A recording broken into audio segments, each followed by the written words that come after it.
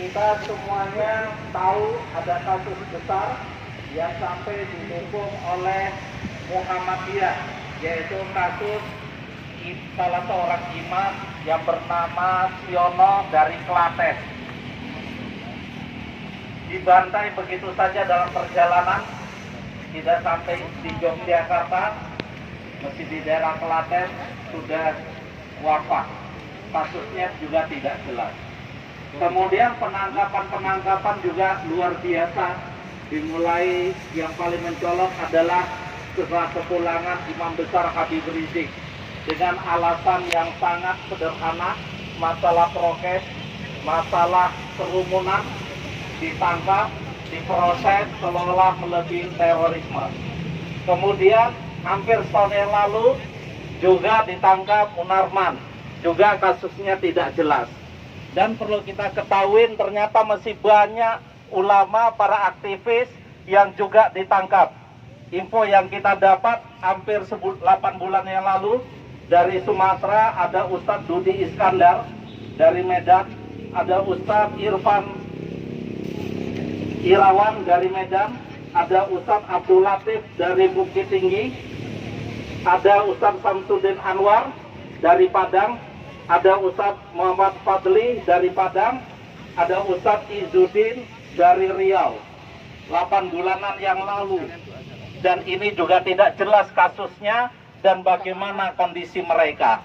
Termasuk Munarwan juga sampai detik ini juga tidak transparan bagaimana nasib beliau. Kemudian 3 ulama yang semuanya sudah jelas aktivitas dakwanya. Mereka adalah dosen, mereka adalah mubalik, mereka adalah penulis. Ya. Ustadz Dr. Zain An-Najah, alumni dari Nguruki, alumni dari Universitas Madinah dan dari Al-Azhar Kairo Mesir, dan juga Ustadz Dr. Anung Al-Hamad. Beliau 2 ini saya kenal baik, saya 5 tahun bersama mereka kuliah di Mesir. Di Mesir itu sangat pemikirannya hampir sama seperti yang ada di Indonesia.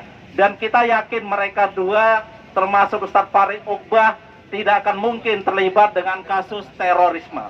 Tapi kenapa mereka diberlakukan lebih daripada teroris yang sebenarnya?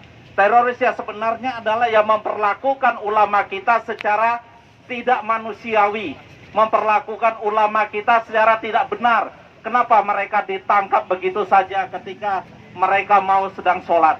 Tentu pertanyaannya adalah kepada Densus 88.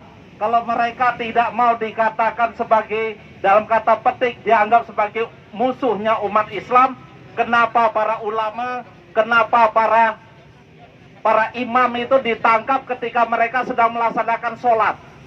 Kenapa mereka diambil begitu saja tanpa adanya panggilan sebagaimana yang tersangkakan kepada para teroris atau kepada para koruptor? Ya. Kenapa mereka diberlakukan seperti itu? Di tengah pagi buta ketika keluarga lagi enak tidur nyenyak, mereka disergap begitu seperti mana para pelaku narkoba. Ini pertanyaan besar kepada Densus 88. Kenapa melakukan ulama kita demikian? Seolah-olah negeri ini adalah negeri Yahudi yang kedua. Nah ini makanya pertanyaannya kembali, kenapa ada istilah ulama atau majelis ulama harus dibubarkan? Padahal kita ketahui bahwa hampir semua partai yang ada di Indonesia ini adalah koruptor. Kenapa tidak ada pagar bubarkan partai? Di DPR MPR itu banyak koruptornya. Kenapa tidak ada pagar untuk membubarkan DPR MPR?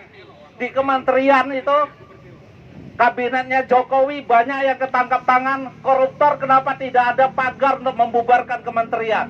Kenapa ada pagar untuk membubarkan ulama? Maka kita tidak rela sebagai umat Islam. Ulama kita yang seharusnya dihormatin, mereka itu menjaga ilmu. Di otak mereka itu ada Al-Quran, di dada mereka ada hadis. Dan karya mereka itu jelas, kehidupan mereka jelas, aktivitas mereka itu nampak. Kenapa diberlakukan seolah-olah mereka itu adalah penjahatnya penjahat? Maka keterbukaan ini kepada pemerintah jangan sampai umat Islam menganggap curiga bahwa di negara ini sudah mulai bangkit komunis. Jangan sampai umat Islam curiga bahwa pemerintahan sekarang sangat memusuhi umat Islam. Kenapa? Karena buktinya sudah jelas. Para ulama kita dizolimin begitu saja. Maka untuk itu kita wajib sebagai umat Islam untuk membela agama kita. Ulama itu adalah warasatul anbiya. Ulama itu adalah pewaris para nabi. Para ulama itu bukan teroris. Para ulama itu adalah dai. Dan mereka bukan teroris termasuk kita. Takbir. Assalamualaikum warahmatullahi wabarakatuh.